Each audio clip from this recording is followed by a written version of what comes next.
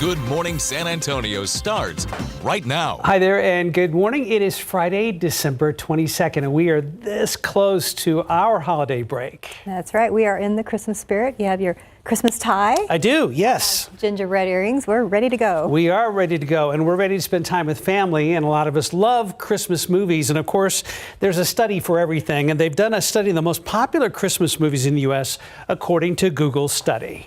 So, of course, no surprise, A Christmas Story is the most Googled Christmas movie that's topping the list in 8 states. That's right. Elf with Will Ferrell topped the list in 6 states, followed closely by National Lampoon's Christmas Vacation and How the Grinch Stole Christmas in 5 states each. No surprise to me. And the most Googled Christmas movies in each state, well, we wanted to know how Texas did, of course, and Elf, are you surprised by this one? Not at all. Such a cute movie. Not at all. And, you know, a lot of the other ones that you'll see on the list are pretty standard, including some ones that have Christmas as part of their themes at some point. Christmas Stories on there. Let's see. It's a Wonderful Life, Polar Express, Love Actually, and then movies that you may not necessarily think about Christmas, but Christmas was a part of it, and that would include Trading Places with Eddie Murphy and Dan Aykroyd, and the Christmas thriller Die Hard.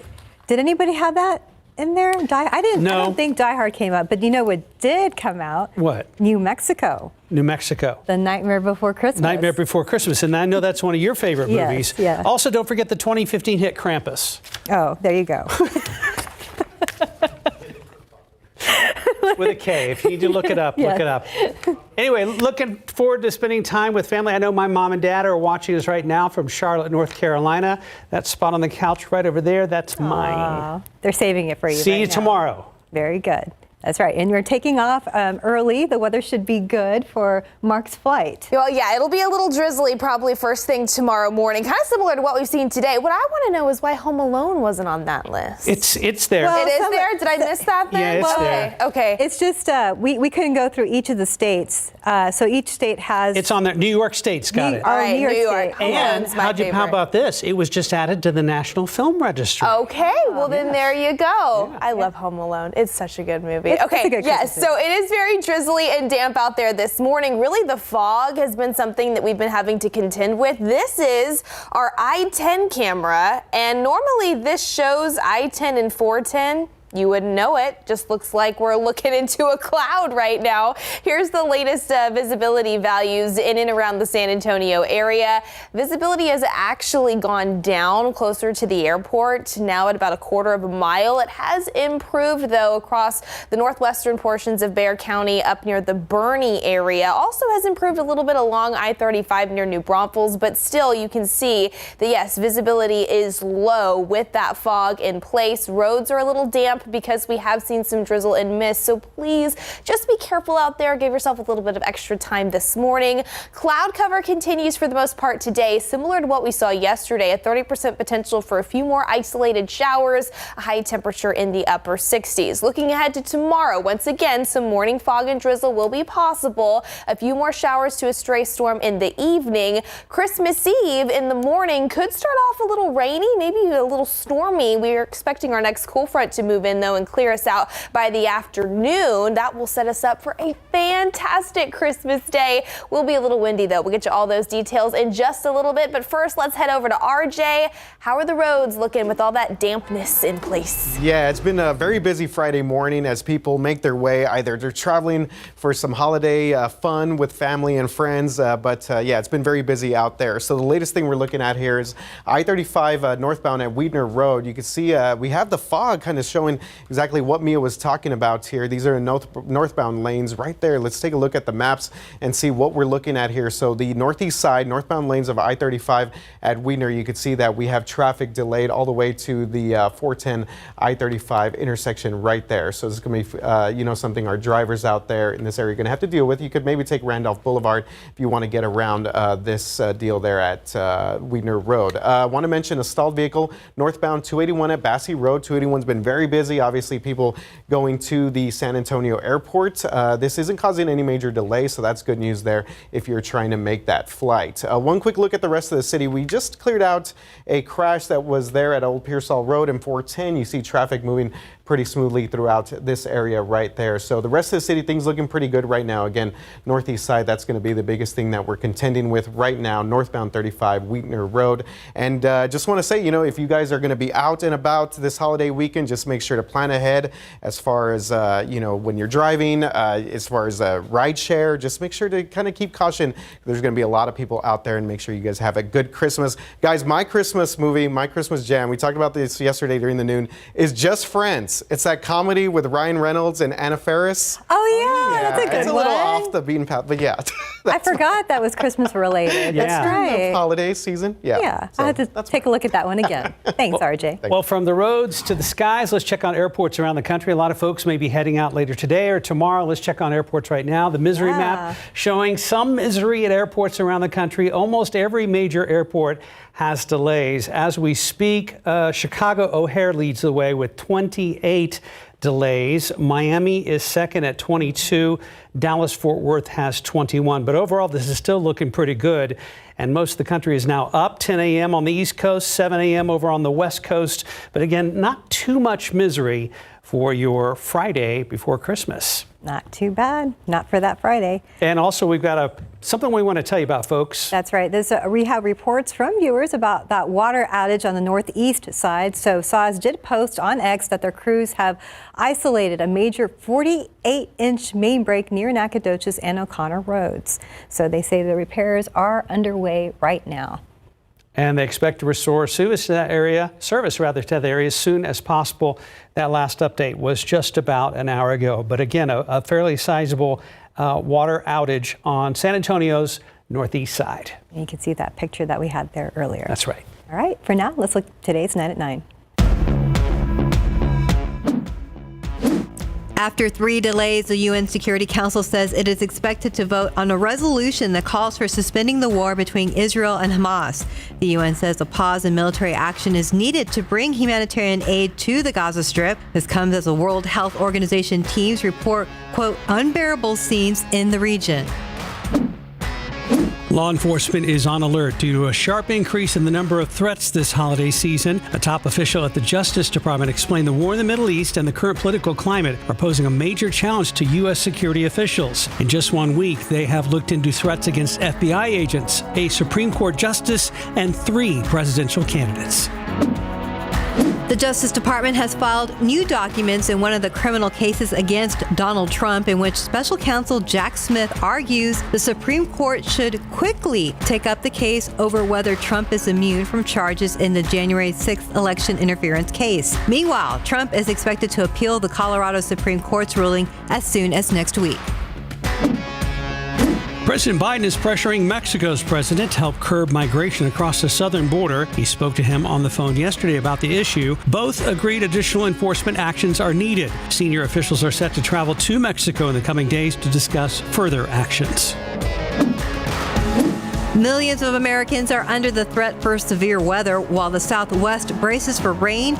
Much of the Northeast is still grappling from Monday's powerful storms that brought flash flooding and knocked out power to thousands of people. All of this coming as holiday travel kicks into high gear 3 days out from Christmas. Looking more likely is a soft landing for the U.S. economy. Some economists see inflation nearing the Federal Reserve's 2% target, and today's economic data bolstered that view. Consumer spending is up again last month by 0.1%, and while wage gains have been easing off, inflation has cooled more quickly. That could all lead to a return to 2% inflation without triggering a recession.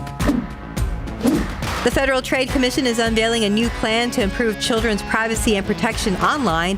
It includes protections for children's personal data and limits for what information companies can collect from children online.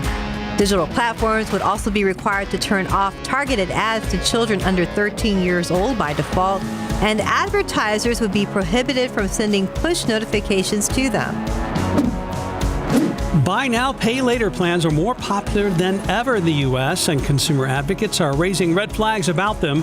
Demand for debt counseling services is up significantly from last year. This comes as shoppers are buying jewelry, clothes, plane tickets, and appliances with weeks-long or months-long interest-free loans from companies like Klarna, Affirm, and PayPal. But other types of loans can top out at 36% interest. What will happen in the workplace in 2024?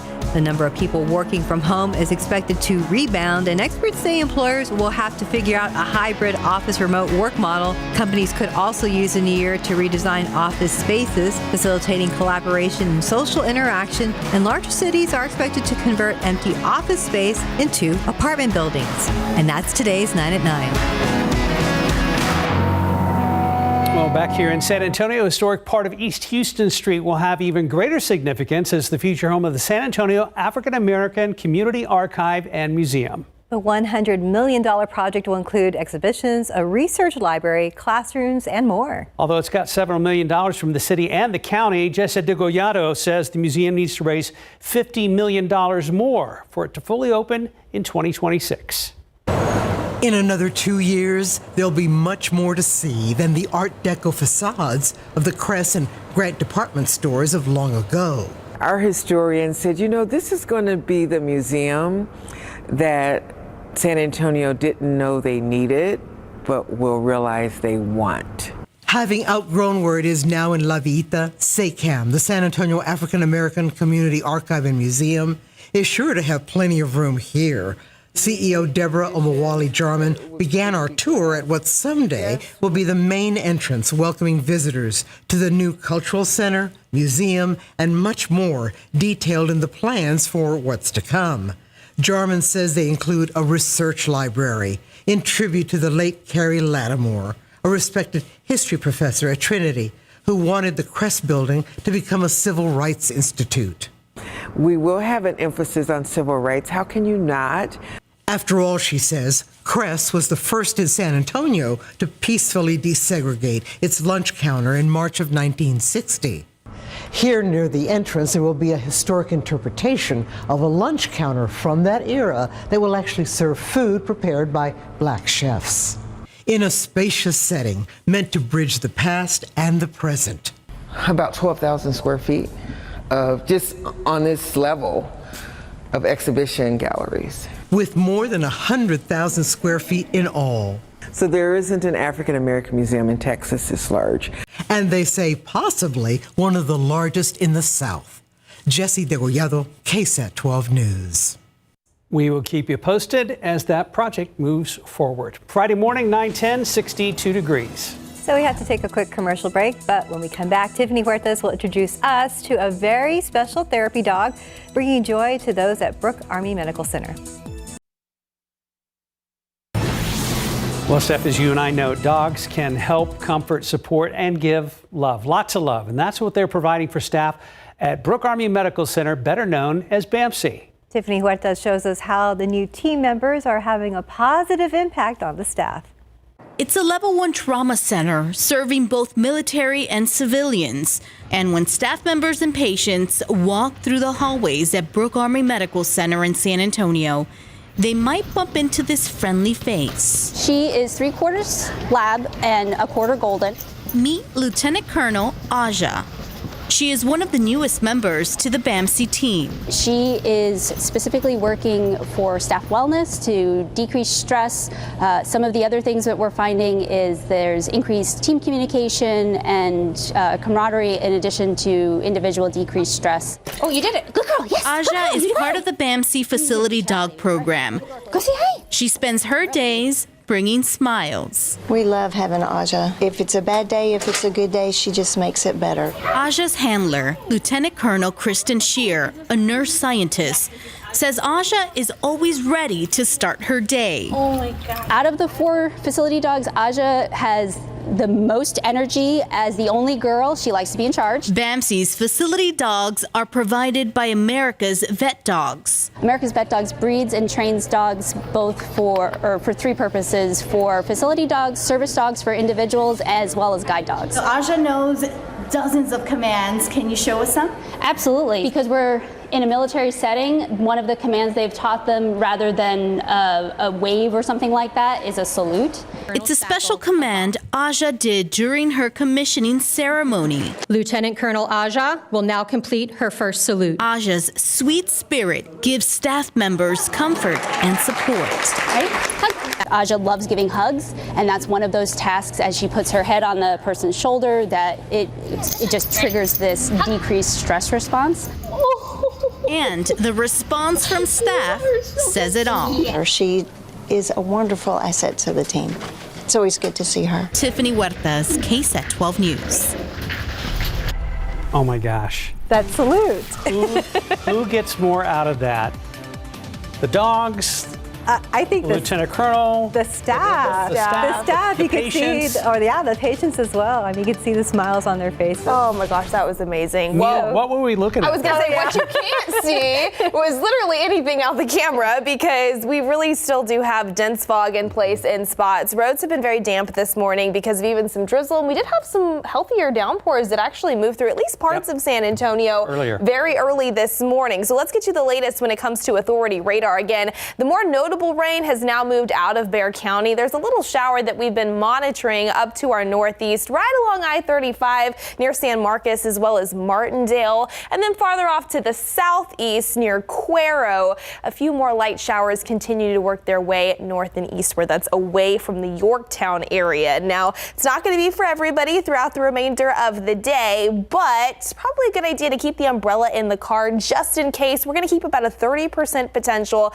to find a few more isolated light showers before the day is done. You can see the cloud cover. That's going to stick with us as well. Daytime highs topping off in the upper 60s. But again, that 30% chance continues through the afternoon into the early evening. Then as we head into Saturday, we've got another chance for some more morning drizzle as well as some patchy fog and mist. Very similar to what we've seen out there earlier this morning. After that, not completely out of the question that we find a few more showers, maybe even a stray rumble of thunder tomorrow evening before our next best chance for scattered rain and storms arrives really early Sunday morning. I'm thinking right around sunrise here in the Alamo City. That's when we could see maybe some rain and a couple of thunderstorms push through. That's all associated with our next cool front. So let's go ahead and talk all about it. You can see still a little bit of rain out in far east Texas right now as well. But what we're really interested in is this low pressure system that's approaching the west coast. It's been sparking rain and storms near the Los Angeles area. What's going to happen over the next couple of days? That low pressure system is going to work eastward here. Notice by this time tomorrow, it's sparking some rain across the desert southwest.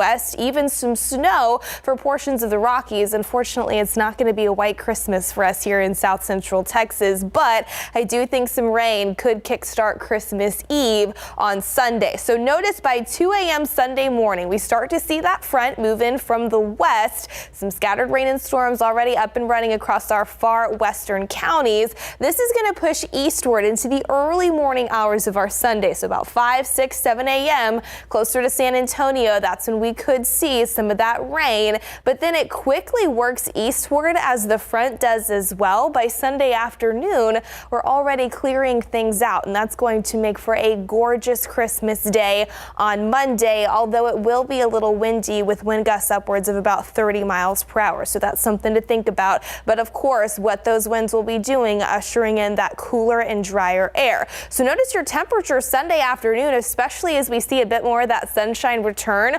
Warmer than average, mid-70s, but then we fall to about 50 degrees by wake-up time Christmas morning. A little bit more of a chill in the air, and then high temperatures slated for the low 60s with a bit more sunshine. So that will be nice Christmas Day, especially for any travel plans to and from and around the area. Unfortunately, no sunshine right now. You can hardly see anything from our camera. 62 degrees, a dew point of 61. So when those two numbers are together, that's when the air saturates and we start to see some of that fog form, which is exactly what we've been seeing today. 61 in Bulverde, 63 on the south side at Stinson, at 64 in Pleasanton. Again, the cloud cover continues this afternoon, that 30% potential for a few more isolated showers. We'll monitor some more drizzle, some fog and mist first thing tomorrow. A few more showers to a stray storm into Saturday evening. That chance really early Sunday morning. Then after that front moves through, it's going to be great by Christmas Day on Monday. Even some colder mornings returning. Low temperatures near about 40 as early as Tuesday.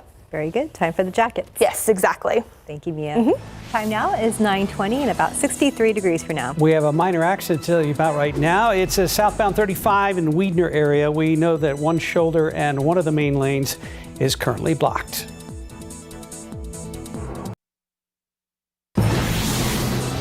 As we all know, the airport is a very busy place to be right now. And if you're flying out, you might have seen those sensors that indicate whether parking is available or not.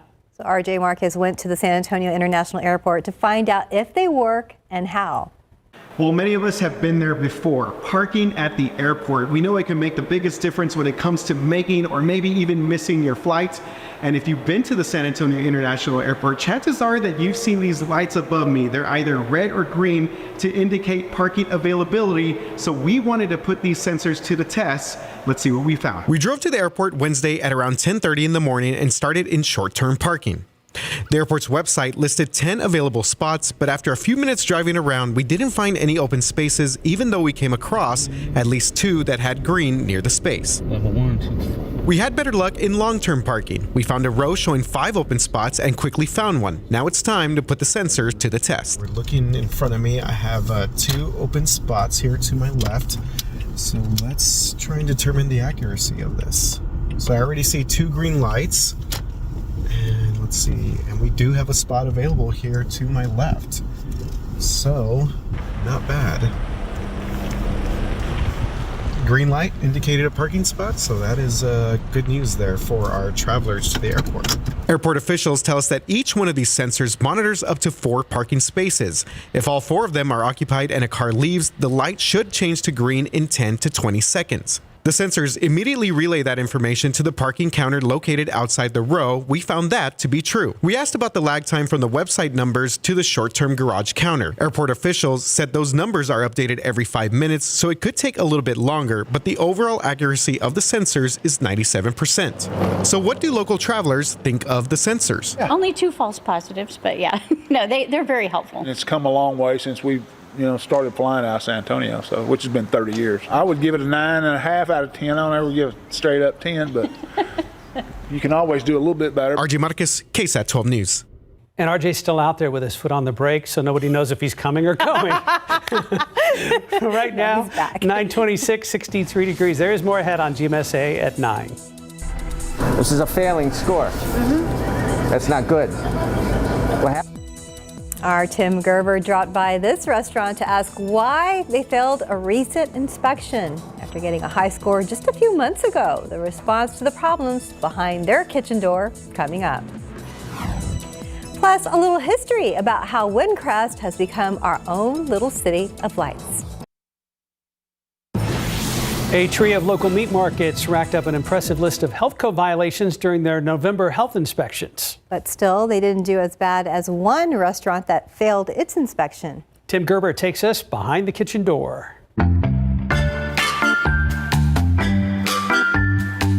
Las Quesadillas Poblanas, located in the 7400 block of West Military Drive, failed their health inspection last month with a score of 66. The business just had a 74 on an inspection in August, which followed a 91 in May of this year. So why the big drop this time?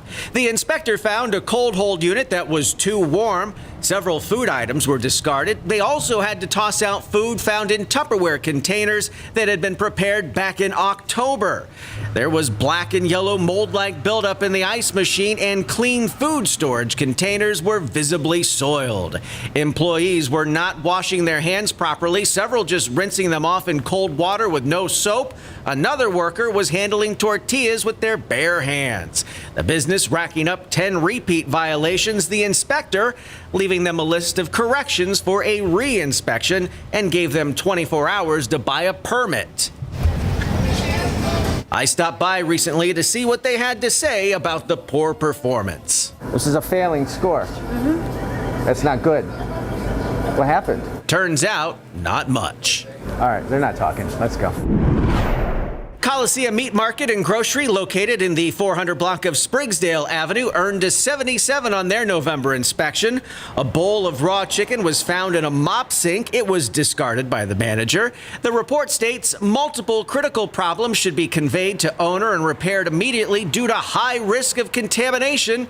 but there's no further explanation what that means. The water was turned off at one sink, and the business was told to repair or replace other sinks and clean the grease trap. They were given 7 days to make corrections in time for a re-inspection.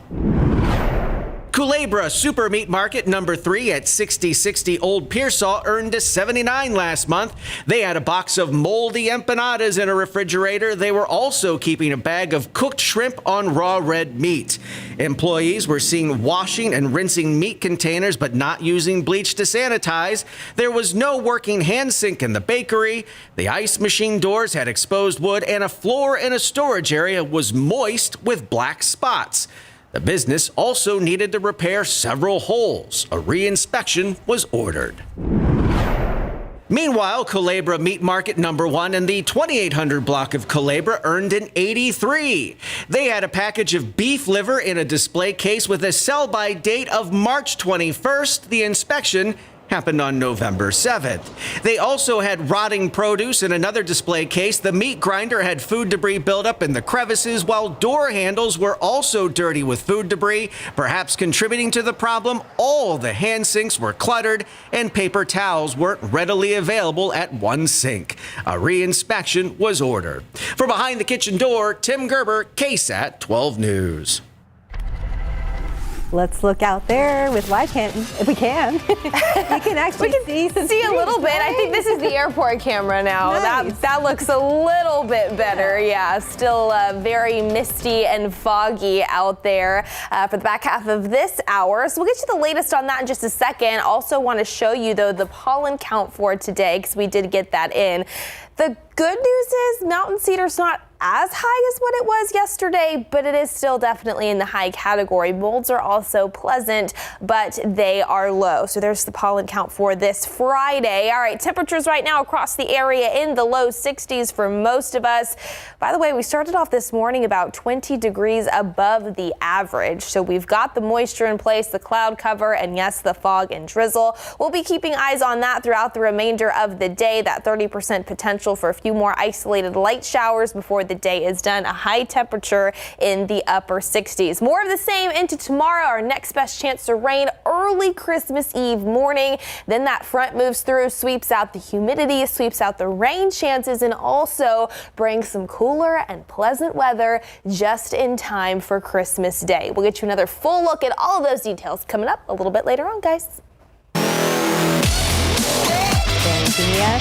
Well, the Spurs road trip continued last night with a trip to Chicago to face former Spurs player DeMar DeRozan. RJ is back from the airport to break down and look ahead. Thanks for coming back. Sunday's NFL action. Did you finally vacate that spot, RJ? I did, yes. Okay. Up and down, 281. So, yeah, glad to be back. Record time out there when it comes to traffic. But, guys, Wemby in the Windy City. How about this? Yeah, first time for Victor Wembanyama playing there in the, I guess you'd call it the house that Michael Jordan built. And, of course, those 90s Bull team. Unfortunately, Spurs not looking anything like that nowadays. Let's check this out. So Wemby, he was back after a one-game absence there, did not play against the Milwaukee Bucks, and he started making some plays pretty early. So I will say that I was at least pleased with the competitiveness that the Spurs showed early on.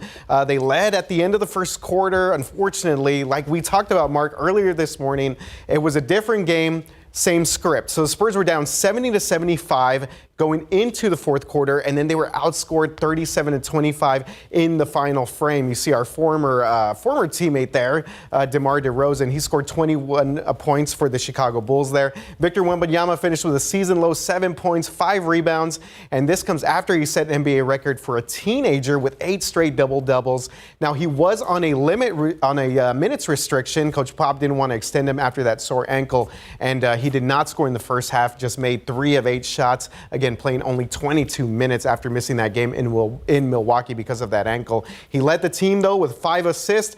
I don't know, guys, not really good when your 7'4" center is leading your team in assists at any point there, but Devin Vassell did score 21 points. This is now the Spurs' 3rd loss in a row after they broke that franchise record 18-game losing streak by beating the Lakers. So let's hear what Coach Pop had to say. You got to score. You got to score.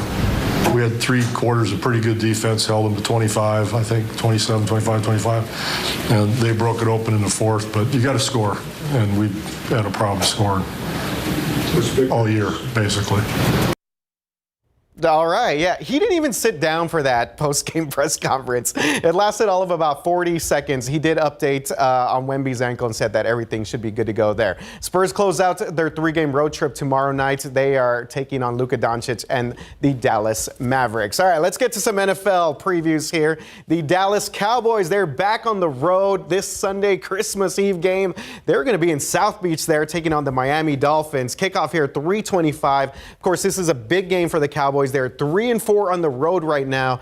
These are two of the top offenses in the league. Tyreek Hill is expected to play going up against that Dallas defense. And can CeeDee Lamb and Dak Prescott bounce back after a tough outing there last week against Buffalo? And there is still hope, guys, for the NFC East title and potentially some home field advantage for the Cowboys. All sorts of tiebreakers, things need to happen. First of all, Cowboys need to take care of business. They are at Miami, and then they play host to Detroit. So they have a couple of tough games coming up. The Eagles have a much easier schedule. They play the Giants twice and the Cardinals sandwich in between there. So, you know what? There's still hope, but Dallas has to take care of business here Sunday in South Beach against a very good Miami's Dolphins team. All right, Texans taking on the Browns. They are at home back at Energy Stadium after that thrilling win last week against the Tennessee Titans. So some unfortunate news here. C.J. Stroud is still in the concussion protocol. He's unlikely to play. So that means we're going to see Case Keenum again for the Houston Texans. The legend there in Houston, Case Keenum.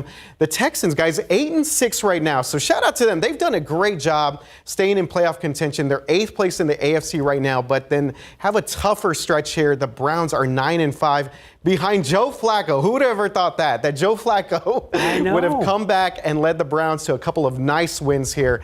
Cleveland in Houston there. That's going to be a 12 o'clock kickoff for that game there. And it's something else I love, RJ. 2 games tomorrow, too. So if folks are bored on Saturday, we've got Bengals Steelers on NBC and then Bills Chargers. But that game only on Peacock tomorrow. Oh, that's going to happen. Okay, they're going to make you download the Peacock. That's okay, right. yeah. Real quick, guys, do want to mention, since I'm going to be out next week, Texas State, their very first bowl game appearance the day after Christmas on the 26th. Congratulations, buddy. Very happy for you and your team. Very good. Yeah. Awesome. All right. Thank you, RJ. Thanks, guys. Right now, 9:39, 63 degrees. You're watching GMSA at 9. Well, the Windcrest area is famous for its elaborate Christmas light displays, but do you know how it all got started? Well, when we come back, Myra Arthur will tell us how the thousands of lights we see on the houses there began with just a few strands and a plan to get some attention.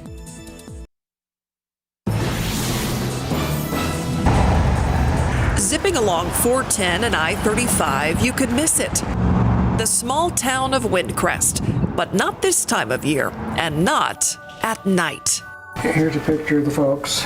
Tom Wynn's parents, Murray and Barbie Wynn, were the original developers of Windcrest. She would hold the stick and he would look through the survey instrument and then get the lay of the land and put the streets in, and then started building houses. In 1954, the first house went up in what 5 years later would become its own city. We were so far out of San Antonio that San Antonio Savings and Loan, who wrote most of the mortgages in San Antonio at the time, wouldn't loan money this far out of town. In this neighborhood's first few years, Barbie Wynn had a plan to get more people interested in living here. Mother came up with the idea of why don't we buy some Christmas lights and put them on, give them to each one of the homeowners, and they would light up, and then we would advertise, come see the lights of Windcrest.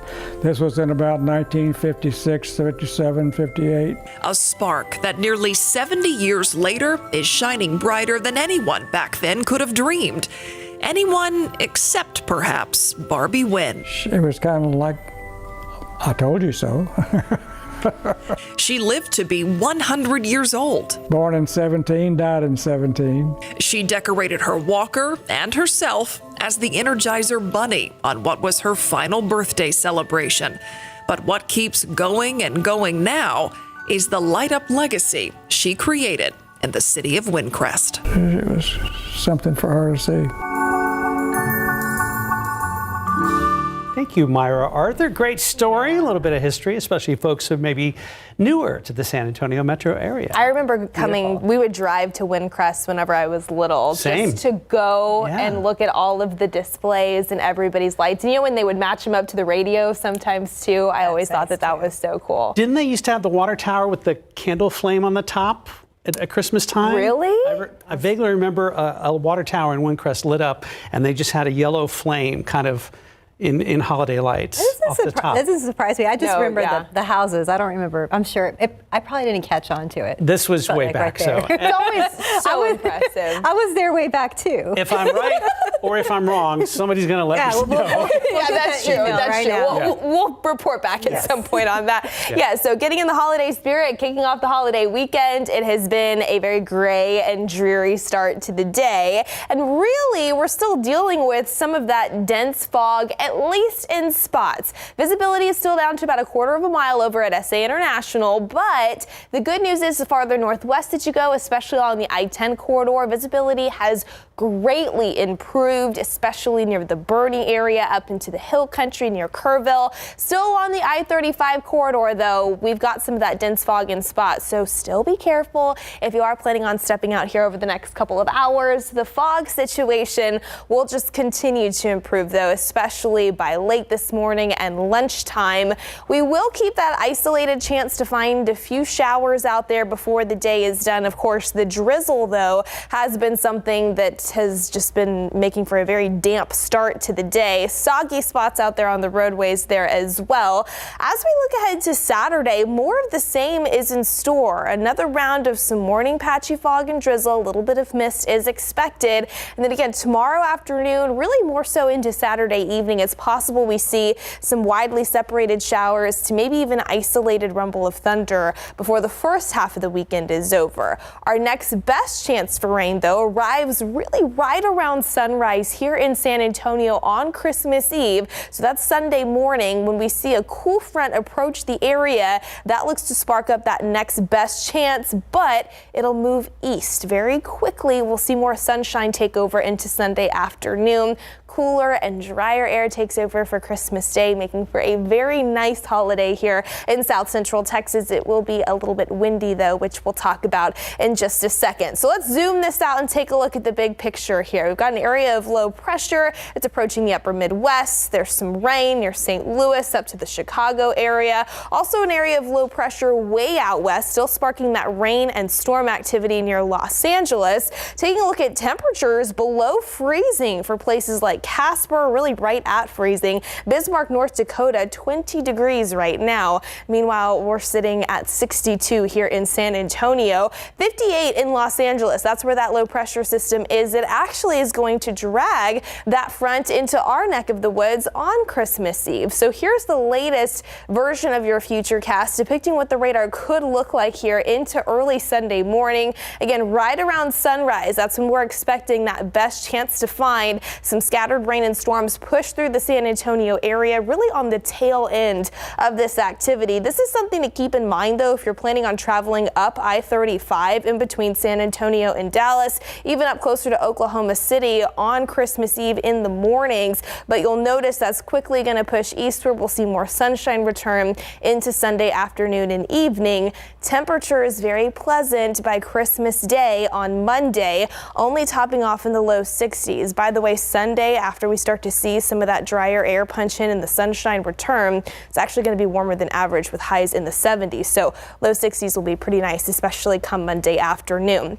Okay, we talked about those wind gusts. It will be pretty breezy out there very early Monday morning. Wind gusts upwards of about 30 miles per hour will be possible. So that's also something to keep in mind if you do have any outdoor holiday decorations, maybe the inflatable Rudolph for the Santa Claus in the front yard. Not a bad idea to make sure that those are secured just to be on the safe side. Yeah, after that, it's just going to be a really nice stretch of days heading into the last full week of 2023, if you can believe it. Plenty of sunshine taking over with that low humidity. Colder starts near about 40 degrees, maybe some upper 30s transitioning to the 60s for those daytime highs. Nice. I'm not nuts. Three viewers have now reached out saying that incredible. Yes, that the water tower in Windcrest had the candle flame on the top. You're right about the water tower in Windcrest. Thank you. Awesome. I didn't doubt you. I just didn't remember. I didn't remember, that's all. Hey, a few things on KSAT.com to tell you about. We're about 1 day, 17 hours, and how many? I can't see. 9. Okay, 9 minutes 9 away minutes. from Okay. being able to track Santa's location. Oh, I see it at the bottom there. 117.9. Got it. Okay, very good. So the KSAT Kids section of KSAT.com, you're going to find our Santa Tracker web story. And you can go there to see where Santa is when he begins to make his deliveries. Plus, if you just want to eat out on Christmas Day, we have a list of restaurants that will be open. Just make sure to check the time and location because they vary for each place.